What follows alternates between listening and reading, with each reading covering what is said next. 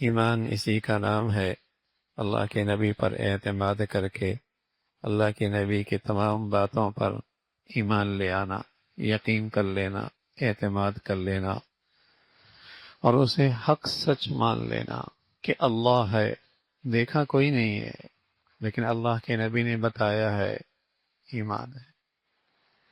اللہ اپنی ان خوبیوں کے ساتھ ہے، ان صفات کے ساتھ ہے، ان کمالات کے ساتھ ہے، اس کو دل سے مان لینا، اسی کا نام ایمان ہے۔ بچے کو ہم اپنی آنکھوں سے دیکھتے ہیں تو بس اوقات ایسی چیز جو بچے کی نظر میں بری ہو ہم احتیاط کرتے ہیں، بچہ دیکھ رہا ہے۔ جب مسلمان کا ایمان بڑھیا ہوتا ہے تو یقین ہوتا ہے کہ اللہ دیکھ رہا، اللہ دیکھ رہا، تو اس کی خلوتیں اس کی جلوتوں سے زیادہ خوبصورت ہو جاتی ہیں، اس کی تنہائیاں مجموع سے زیادہ صاف ستھری اور پاکیزہ ہو جاتی ہیں۔ بن دیکھے ایمان لے آنا اور بن دیکھے اللہ کی صفات پہ یقین کر لینا۔ اللہ کی صفات پہ اللہ حاضر ناظر ہے، نہ قانون کی رسائی ہے، نہ دنیا کی نظروں کا وہاں پہنچنا ہے، لیکن اللہ تو دیکھ رہا ہے، اور وہ اللہ ایسی خوبیوں والا ہے کہ میرا بگڑی کا بننا اور سنورنا اگر کسی کے اختیار میں ہے تو ایک اس ذات کے اختیار میں، عزت اس کے ہاتھ میں ہے، عزت اسی کے ہاتھ میں ہے، کامیابی فلاح اسی کے ہاتھ میں ہے، یعنی جس کی زندگی ساری کی ساری جس ذات کے میرے سپرد ہے اور جس کو مکمل طور پہ مجھے بھی اختیار اور قدرت ہے، وہ مجھے دیکھ رہا۔ ایک شریف آدمی باپ کے دیکھنے پر، ماں کے دیکھنے پر، دوست کے دیکھنے پر محتاط ہو جاتا ہے۔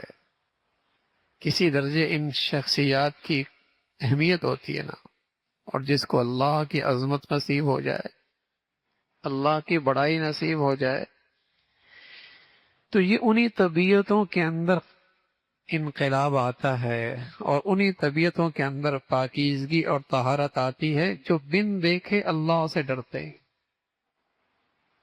بن دیکھے اللہ سے ڈرتے ہیں۔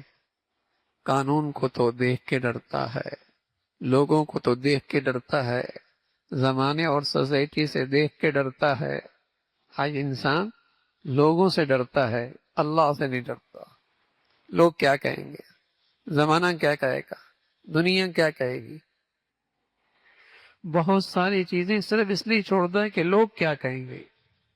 بس اوقات ان گناہوں سے بھی بچتا ہے جن کے بارے میں یہ پتا ہے کہ لوگوں کے سامنے شرمندگی ہوگی، اور جن گناہوں کے بارے میں پتا ہے کہ لوگوں کے ہاں یہ رواج پا گئے ہیں، ان سے نہیں ہچکچاتا، اس لیے کہ ان گناہوں سے تو اللہ ناراض ہوتا ہے نا، اور اس کی پرواہ نہیں۔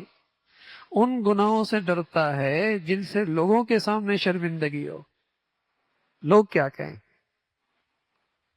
ایک نوجوان کہنے لگا، ابا کہتے ہیں، گھر والے کہتے ہیں، ٹھیک ہے تم ان بچیوں کے ساتھ گھوما کرو لیکن رات کو نہیں، ویسے گھوما کرو، اس لیے کہ رات کو گھومو گے تو لوگ کیا کہیں گے۔ یعنی ان گناہوں کی اجازت ہے اولاد کے لیے، بچیوں کے لیے اجازت ہے جو سوسائٹی سے مانوس ہو چکے ہیں، جنہیں سوسائٹی قبول کر چکی ہے، جن گندگیوں کو معاشرہ قبول کر چکا ہے، اس سے ماں باپ کی پیشانی پہ نہ بل آتا ہے نہ کان پہ جوں رونگتا ہے۔ پریشانی ان کمزوریوں اور گناہوں پر ہوتی ہے جو سوسائٹی نے اب تک قبول نہیں کیا، جسے زمانہ اب تک برداشت نہیں کر رہا۔ بیٹا شراب پی لے، معاشرے نے عمومی طور پہ اسے قبول نہیں کیا، بہت برا لگتا ہے، اور بیٹا نماز نہ پڑھے چونکہ سوسائٹی نے اسے قبول کر لیا ہے، یہ برا نہیں لگتا۔ بیٹا چرس پی لے، بلکہ اب تو گھروں میں چرس کے درخت لگنے لگے ہیں، آہستہ آہستہ یہ بھی قبول ہو رہا ہے۔ باپ کہتے ہیں بیٹے باہر نہ پینا، گھر میں پینا، اس لیے کہ باہر پیو گے تو لوگ کیا کہیں گے، گھر میں پی لینا۔ تو معاشرہ جس گناہوں کو، گندگیوں کو قبول کرتا چلا جا رہا ہے، بے حیائی، بے پردگی، بے لباسی اور یعنی آہستہ آہستہ معاشرہ اسے قبول کر رہا ہے۔ تو جب معاشرہ قبول کر رہا ہے تو لوگ قبول کر رہے ہیں اسے۔ ہاں، وہ گناہ جو معاشرہ قبول نہیں کر رہا، وہ اس سے پریشانی ہوتی ہے۔ تو یہ برادری سے ڈرتا ہے، سوسائٹی سے ڈرتا ہے، لوگوں کا خوف ہے، اور ایمان والے کو اللہ کا خوف ہوتا ہے۔ ایمان والے کو اللہ کا خوف ہوتا ہے، اور اسے اللہ کا ڈر ہوتا ہے، اس لیے کہ عزت ذلت اللہ کے ہاتھ میں ہے، کامیابی ناکامی اللہ کے ہاتھ میں ہے، میری زندگی کا بگڑنا سنورنا اللہ کے اختیار میں ہے۔ اللہ سے ڈرتا ہے تو چاہے معاشرہ اسے قبول کرے نہ کرے، اسے تو یہ خوف ہوتا ہے کہیں وہ مالک الملک وہ ناراض نہ ہو جائے۔